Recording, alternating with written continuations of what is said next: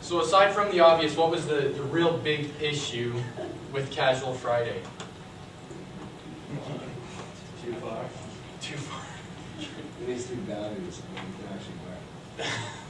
Different boundaries, yeah. Well, that's it exactly, is that Meredith's idea of casual was no underwear, right? They didn't really define what Casual Friday meant, you know? So Oscar had his idea of Casual Friday meant sandals, but Angela found that offensive and so on and so on. And that was what the big fights were about, was that there was no, the company, or at least Michael, didn't let the employees know what casual meant. So we've got women coming to work without underwear, guys coming to work without socks, almost the same thing, right? And the thing that we learned from that is if you don't know, ask. All other employees will be able to tell you, well, this is what I think and this is what you think. And now we have a couple questions. Too low cut of a shirt. You want guys to look you in the eye, right? Hopefully? Yes. Okay, good. So now Steve's going to talk about some fashion faux pas for men and how to avoid them. All right. Here we have, well, a dad and his son. And I don't know if you can tell, but those are a little bit outdated of suits. That's one thing not to do in the office setting. I mean, it may be cool to come in with the red corduroy suit. I mean, he stands out. You couldn't miss him in a crowd. But just like Mark was saying at the start, the importance is to be able to be that team player. And coming in with that suit means that you're going to try to be different. You're going to push the envelope and maybe even end up wrecking the company. The other thing I don't know if you noticed on them is their shoes. Sneakers in the workplace, unless it's Casual Friday, is a no. Typically a leather shoe with a good sole, polished and nice. The other thing is they're missing a tie. And that one actually depends on the office.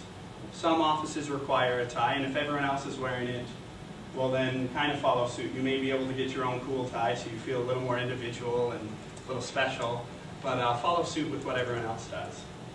And then this is the one that really bothers me, and I laugh about it because I actually accidentally almost did it this morning, and it's the socks. When you come into the office with a pair of white socks and dress pants, that is a no. That's a sign that you need either help dressing or that you were dressing in the dark. And here are some of the tips. As you can see, we've decided to bring up Donald Trump, someone that you would all think of successful. And when you see him on The Apprentice or other things, he's dressed very nice. Nothing's too brash. He's wearing a pink tie, which is his way of talking out a little. But some of the things is your tie should end up, if you do wear one, coming to the middle of your belt. If it comes a little too short, it's going to show off the belly if you have one, or just draw attention there, which is kind of awkward. Next, the socks should actually match the pants and not the shoes if you have a choice. Because when your socks match your shoes, it ends up becoming a boot effect and it looks like you're wearing a work boot, not a work shoe. Carrying on, long sleeve shirts show more of authority and are taken less casually. And so that's like on long sleeve shirts. And then wear either suspenders or a belt. It's whatever you prefer, but not both. Your pants aren't that heavy, you don't need both to hold them up. And last of all, men should always wear an undershirt. It's just something kind of like the bra situation. It doesn't leave anything exposed, and it just presents that professionalism. Last of all, we have dressing for success for both. These are some tips. Shoes, your shoes should be nice. They should be well taken care of.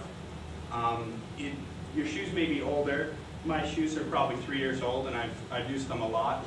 But as long as you take care of them, polish them, they can still look nice. Belts, in the workplace, they need to be leather. They need to be nice. They don't need to be the wraparound Billabong style, preferably leather.